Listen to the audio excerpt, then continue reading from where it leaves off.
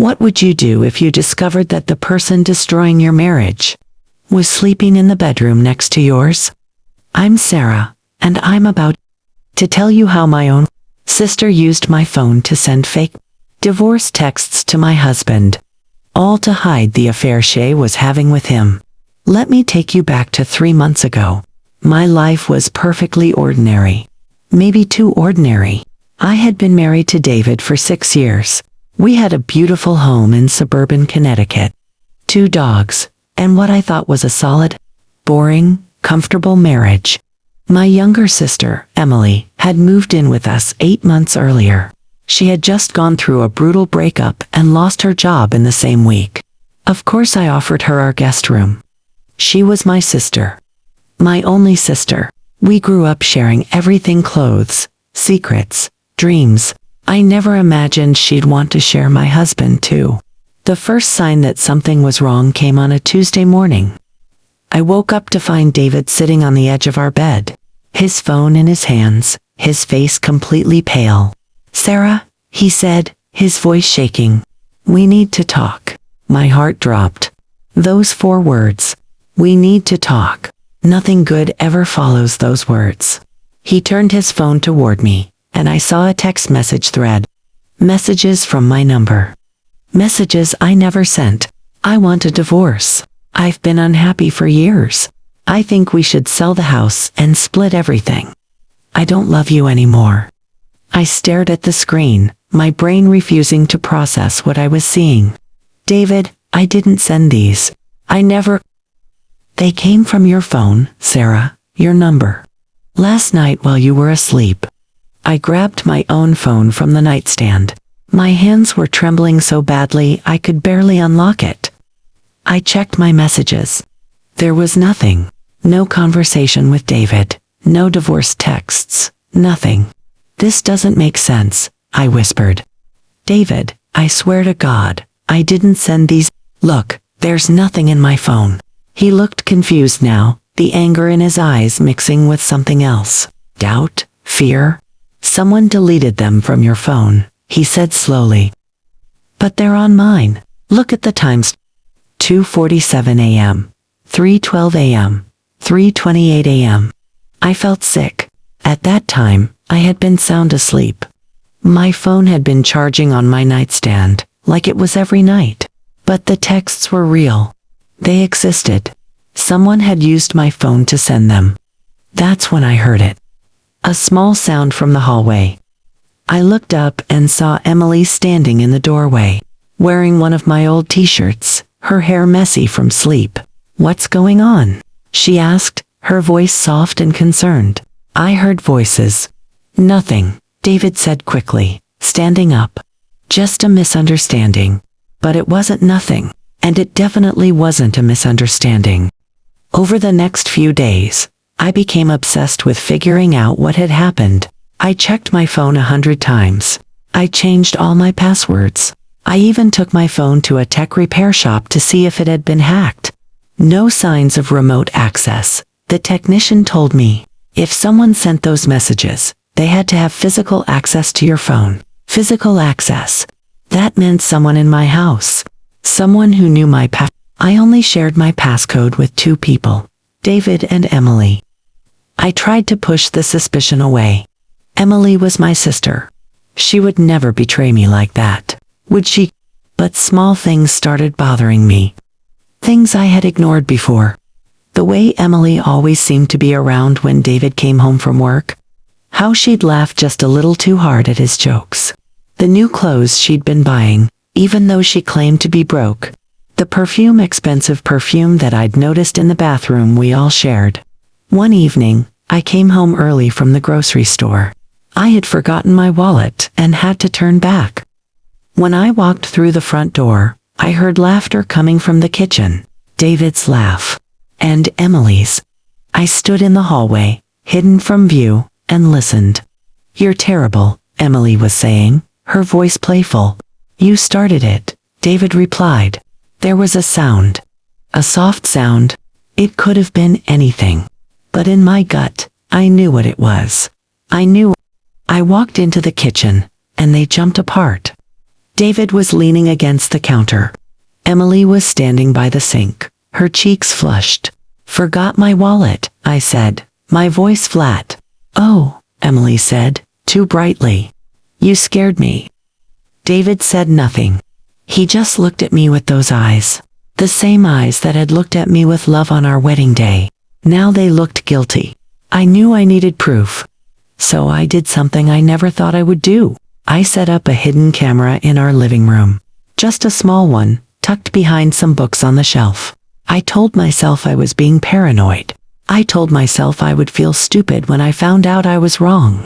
I wasn't wrong. 2 days later, I checked the footage while David was at work, and Emily was supposedly out job hunting. The video showed them together on our couch. My couch. In my house. David's arms around her. Her head on his shoulder. And then, they were kissing. Not a friendly kiss. Not a mistake. A real, passionate, "this has been going on for a while" kiss. I watched myself being betrayed in high definition. I watched my husband kiss my sister in the home we built together. But that wasn't even the worst part. The worst part came next. In the video, Emily pulled away from David and picked up a phone from the coffee table. My phone. I recognized the purple case immediately. "I should send her another one," Emily said, laughing. "Keep her paranoid." Maybe we should stop," David said. But he was smiling. "She's really freaking out about those divorce texts." "That's the point," Emily replied. "If she thinks the marriage is falling apart, she'll be the one to end it. Then you don't look like the bad guy. We can be together, and you won't lose anything in the divorce." My hands were shaking so hard I nearly dropped my laptop. She had planned this. My own sister had planned to destroy my marriage using my own phone. She was manipulating both of us, making me think I was losing my mind, making David think I wanted out. I didn't cry. I didn't scream. I did something smarter. I copied the video file to 3 different locations: my laptop, a flash drive, and cloud storage. Then I called my lawyer. Then I called my parents. That evening, I cooked dinner. A nice dinner. Pasta, salad, garlic bread. I set the table for 3. I poured wine. I smiled. "This is nice," David said, looking surprised. "What's the occasion?" "Just felt like doing something special," I said sweetly. "Emily, could you help me get dessert from the kitchen?" Emily followed me, unsuspecting. In the kitchen, I turned to face her. "I know," I said simply. Her face went white. "Know what? About you and David. About the texts. About everything." For a moment, she looked like she might deny it. Then her expression changed, hardened. "You were never good enough for him anyway," she said coldly. "He was bored, Sarah. Bored with your boring life and your boring routines. I gave him excitement.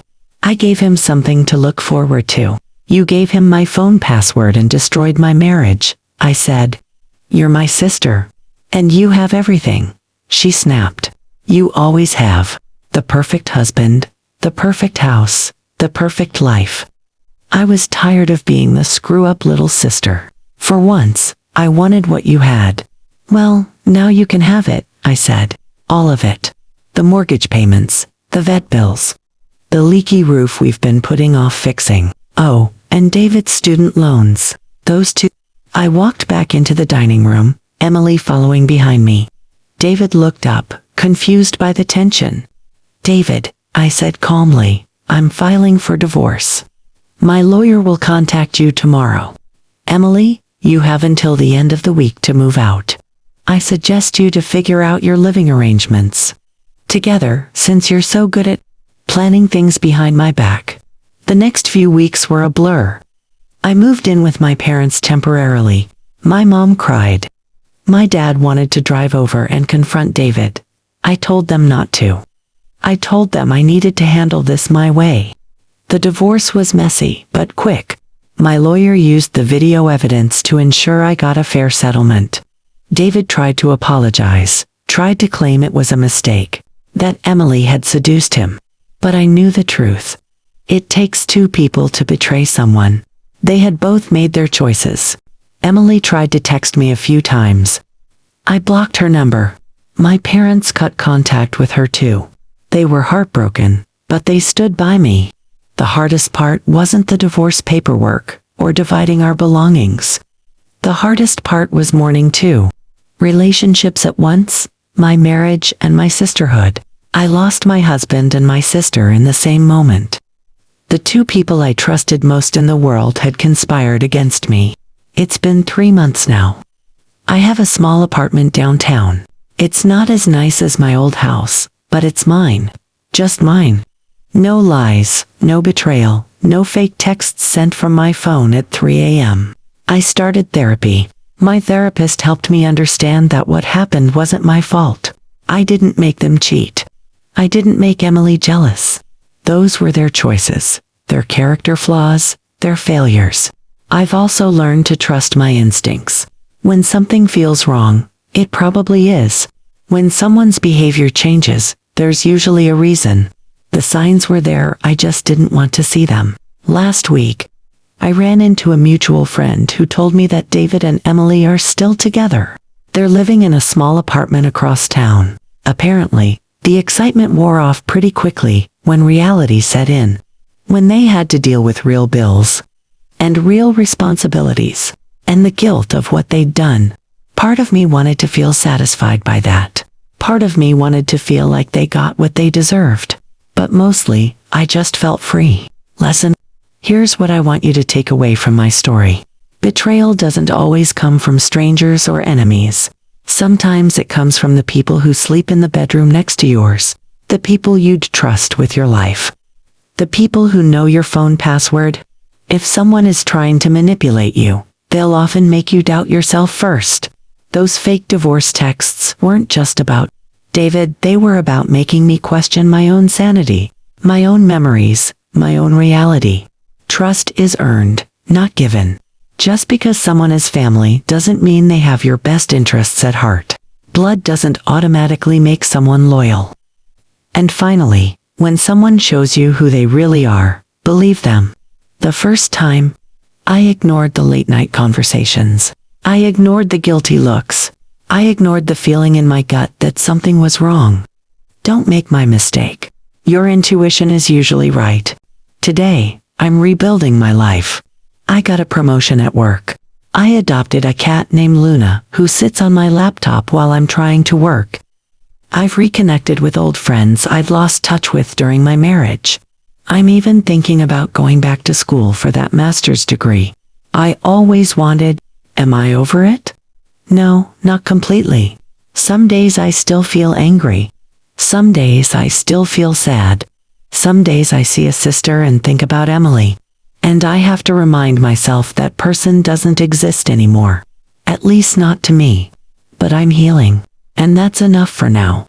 If you're going through something similar, if someone you trusted has betrayed you, want you to know this. You will survive. It won't be easy. It won't be quick. But you will come out the other side. And when you do, you'll be stronger than you ever imagined possible. I should tell you one more thing. Something I found out just last week.